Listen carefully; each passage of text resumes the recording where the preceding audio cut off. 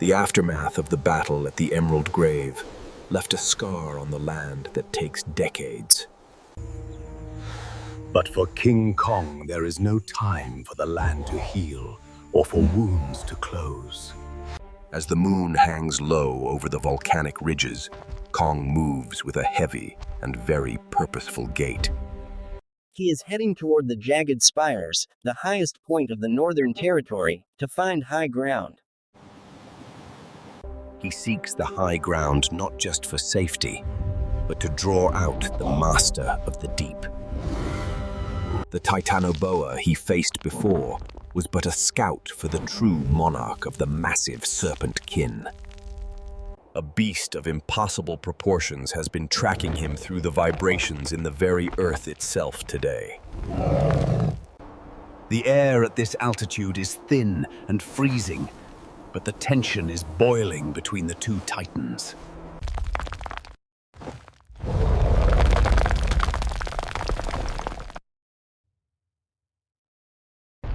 With a roar of shifting shale, the great Titanoboa erupts from the mountain crust in a violent display. It is twice the size of the previous serpent, with scales shimmering with a metallic and obsidian sheen. It does not circle or hesitate, but strikes with the speed of a thunderbolt toward the startled primate.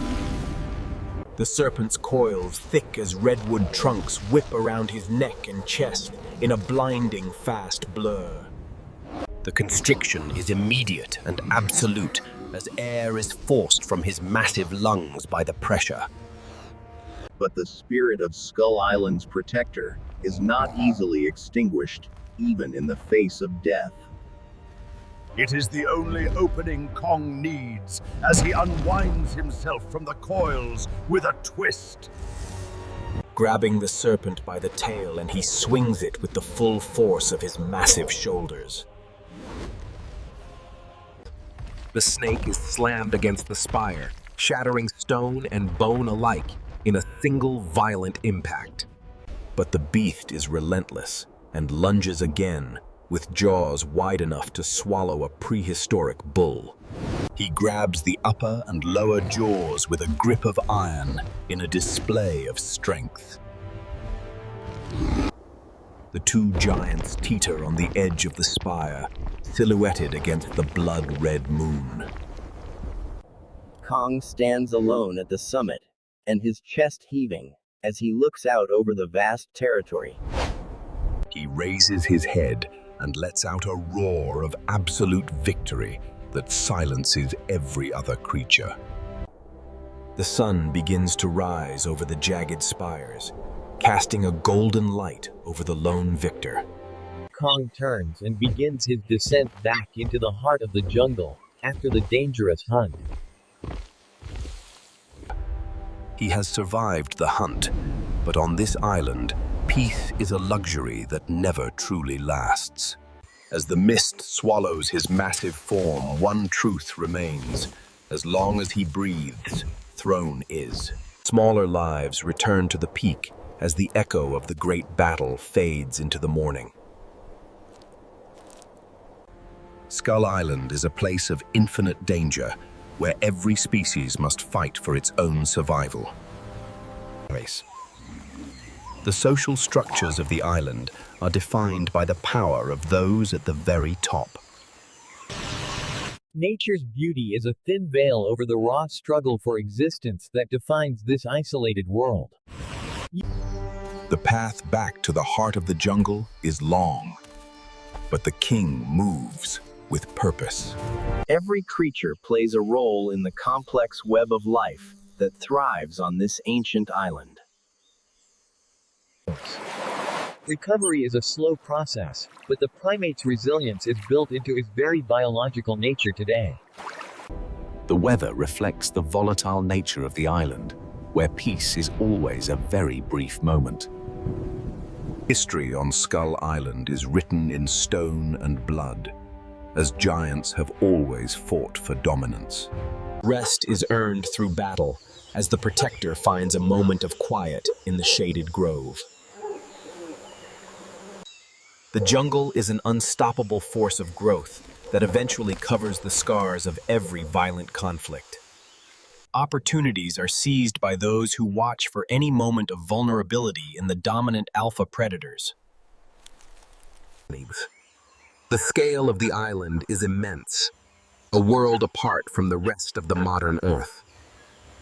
Vibrant life thrives in the most dangerous places, proving the resilience of the island's unique and prehistoric. Small moments of beauty exist in the gaps between the great battles of the island's many titans. His presence is felt by every creature in the territory as the king reasserts his absolute authority. The island is a land of fire and stone, where the earth itself is constantly in flux. Survival requires constant searching for nourishment in a world where every meal must be earned with effort. High in the canopy, the primate can monitor the movements of all other creatures in his domain. The forest floor is a dangerous place, where every sound can signal the approach of a predator. The harsh midday sun reveals the scars on the mountain where the great battle recently took place. Ancient migrations continue as they have for millions of years, regardless of the wars between the titans. Fruit provides a quick source of energy for the king as he travels across his vast kingdom.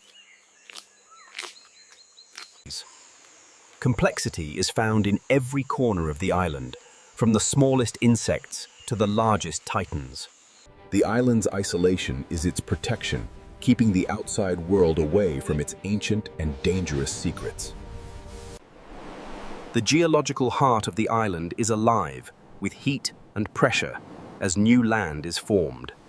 Shelter is found in the ancient caves that dot the coastline, providing a brief respite from storms.